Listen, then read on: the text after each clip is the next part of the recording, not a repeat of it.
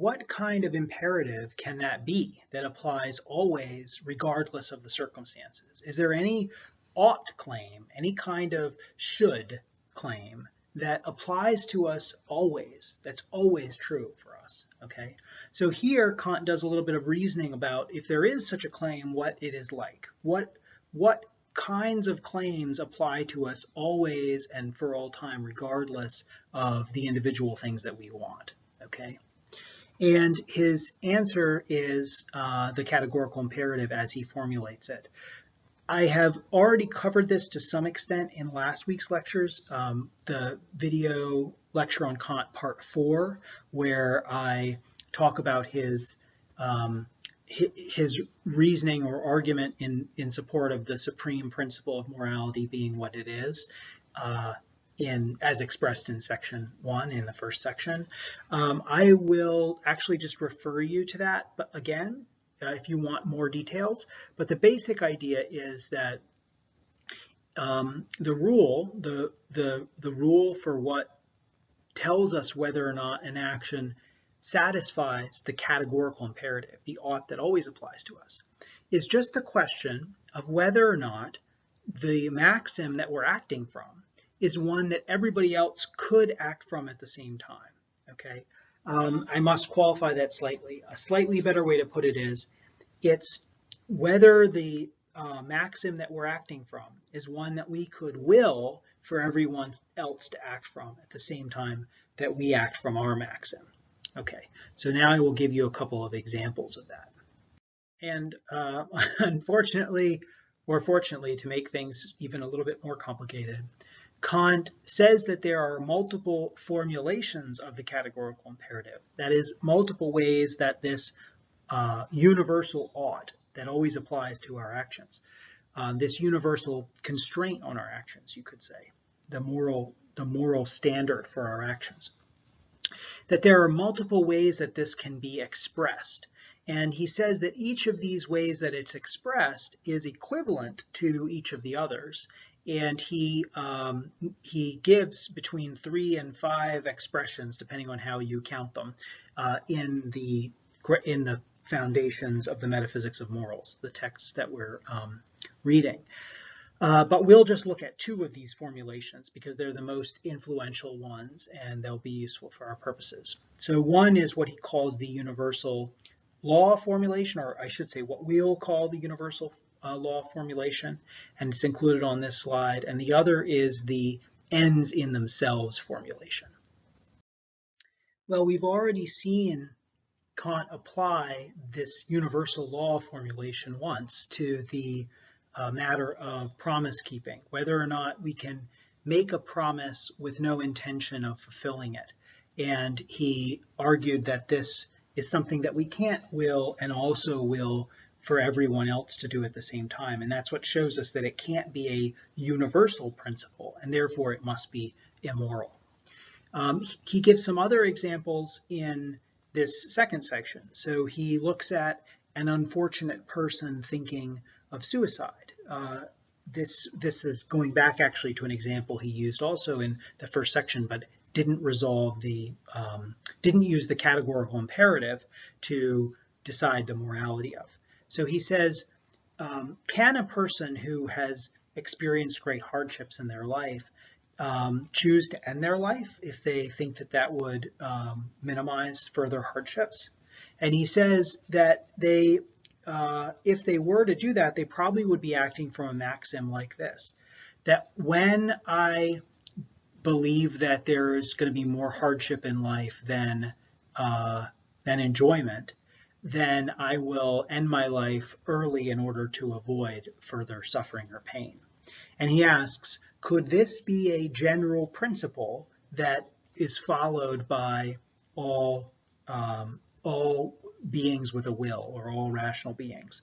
And the answer is no, because if all rational beings had already made their decisions like that, then there probably wouldn't be any life anymore on Earth.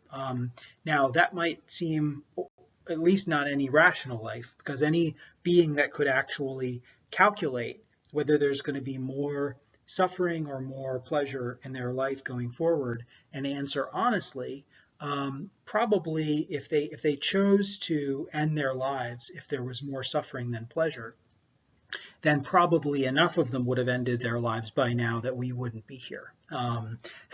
So you might say that's a bit of a dark perspective on the way that reality is, since it implies that human life usually involves more suffering than pleasure overall. But if you're honest with yourself, you might have to agree that that actually is likely the case. We do often, most of us want to go on living anyway, but probably the annoyances of life and the sufferings of life and so on are overall greater than the than the good times in life.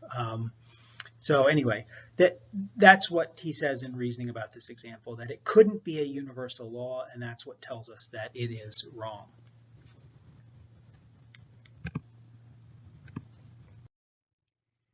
So two other examples that Kant considers here are not cultivating one's talents and not helping others when in distress. So let's consider the first of those two.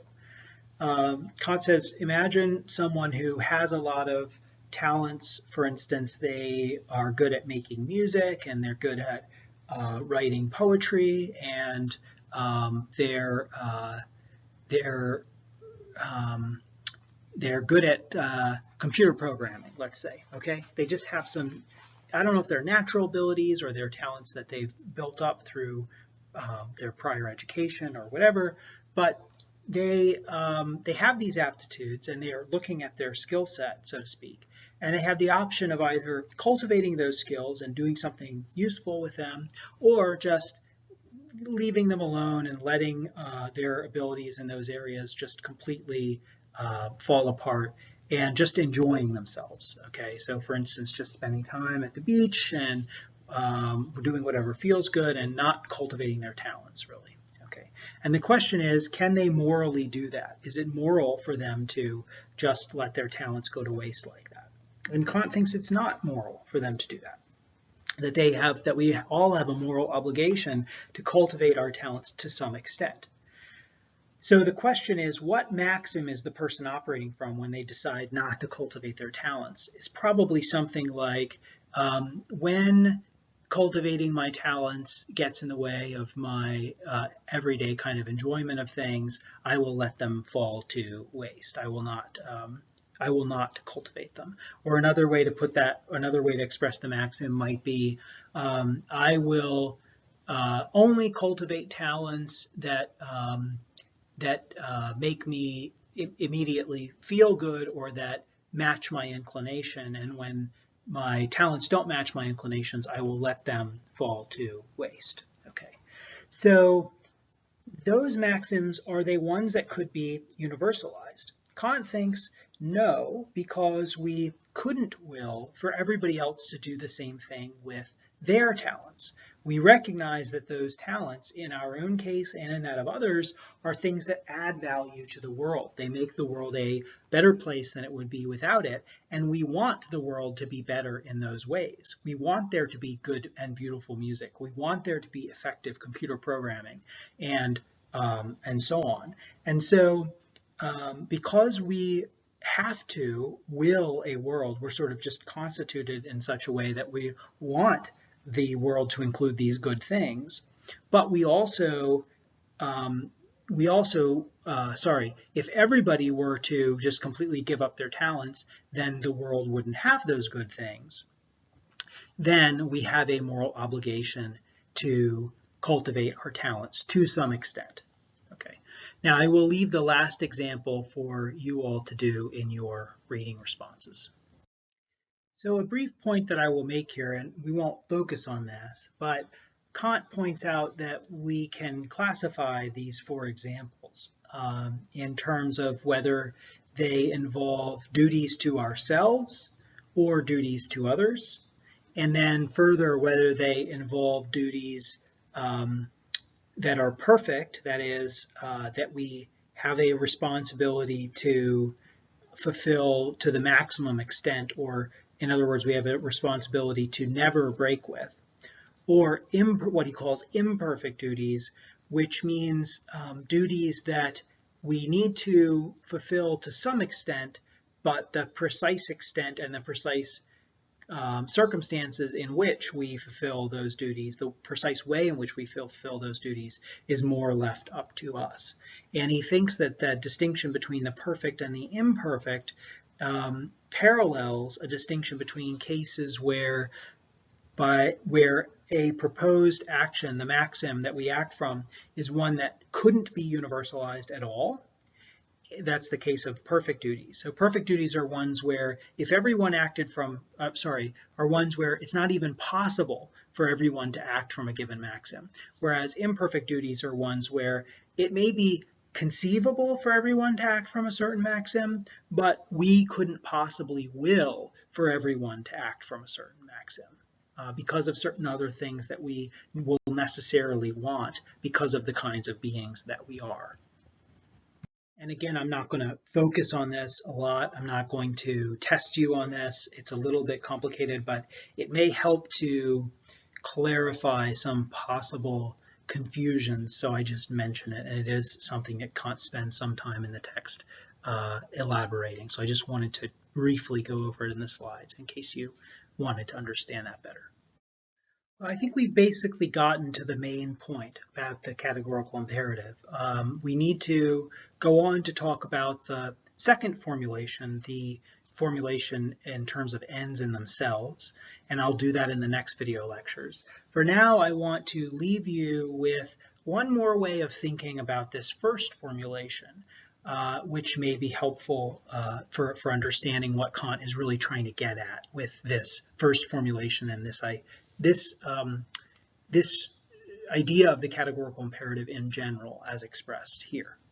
So Kant says, if we attend to ourselves on the occasion of any transgression of duty, we shall find that we in fact do not will that our maxim should be a universal law, for that is impossible for us.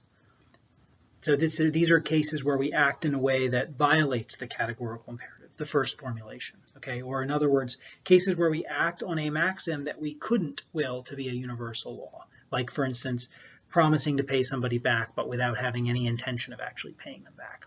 Okay, so when we act in this way, when we transgress our duty in this way, we find that we do not will that our maxim should be a universal law because we can't actually do that. Okay. On the contrary, Kant says, we will that the opposite should remain a universal law, that is, that everyone else keep their promises, only we assume the liberty of making an exception in our own favor, or just for this time only, in favor of inclination. So the idea there is that we must really want everyone else to act a certain way, or most of the time to act a certain way, but we are taking an exception in our own case, and we're saying, in this case, I won't act the way that I want everybody else to act. And Kant describes this as a contradiction in our own wills. So he writes, consequently, if we considered all cases from one and the same point of view, namely that of reason, we should find a contradiction in our own will, namely that a certain principle should be objectively necessary as a universal law, and yet subjectively should not be universal but admit of exceptions. And since those two things are not compatible, then our will itself must be in contradiction. It must be in a kind of contradiction with itself. Okay, so this is another way of saying that in cases where we violate the categorical imperative, we are exhibiting a bad will. Our will is faulty in a certain respect, not because it doesn't match a not because it doesn't match a hypothetical imperative, but because it's self-contradictory. Okay, so another way to put that is, when we violate the categorical imperative, according to Kant, we're being irrational. We're not being rational, or we are not doing what reason requires of us because we're acting in a way that is not rationally consistent. And so this again shows why rational consistency is so important in Kant's ethics. Kant thinks that all immorality can ultimately be described as a kind of rational inconsistency, that we're not fully making sense when we behave immorally. And conversely, behaving morally is a matter of behaving in a way that minimally makes sense, or behaving in a way that minimally is consistent. And so Kant would also predict that if people are acting immorally, then it's possible to ask them questions. If you had time, for instance, to talk with any person who is behaving immorally in any part of their life, if you had time to ask them questions about their behavior, ultimately you would uncover some kind of contradiction in the way that they're thinking and behaving. So ultimately, they ought to become embarrassed because there will be something that they're expecting everyone else to do that they are themselves taking an exception to in their own case. Now, this description of the categorical imperative as basically what's required in order for us not to be self-contradictory in this way is well represented in an example that is easily imaginable and we may have had experience with in, for instance, even like first or second grade, or if we've ever taught kids or worked with kids, we may have had similar experiences with this. Okay, so imagine that a bunch of kids are lining up for ice cream, and the rule is everybody needs to line up, and then ice cream will be served one at a time, first come, first serve. Okay, so one little kid, after other people are lined up, maybe 5 or 6 kids deep, one little kid, let's call him Jimmy, butts into the front of the line and tries to be the first one to get ice cream. Okay, so what is it that a teacher? One of the things that a teacher can say to little Jimmy to basically clarify to him or communicate to him why what he's doing is wrong is to say, if everybody did what you did, there wouldn't be a line at all for you to jump in front of. If everybody tried to jump in front, it just would be like a war zone right in front of the ice cream. And so you wouldn't be able to get his ice cream as easily as you can now, just butting into the front of the line, right? And so what that points out is that little Johnny, or Jimmy, excuse me, whatever, little Jimmy must be wanting everybody else to follow a certain rule that he himself is accepting himself from. He himself doesn't want to follow the rules, but he can't want everybody else to break the rules, because if he wanted that, then then his own action wouldn't be possible. So again, this points to a kind of contradiction in the will, that a person wants everybody else to act a certain way, but they themselves don't want to act in that way. And Kant thinks all cases of immorality can ultimately, if you find the right description of them or you understand them in the right way, all cases of immorality ultimately can be described as cases of this.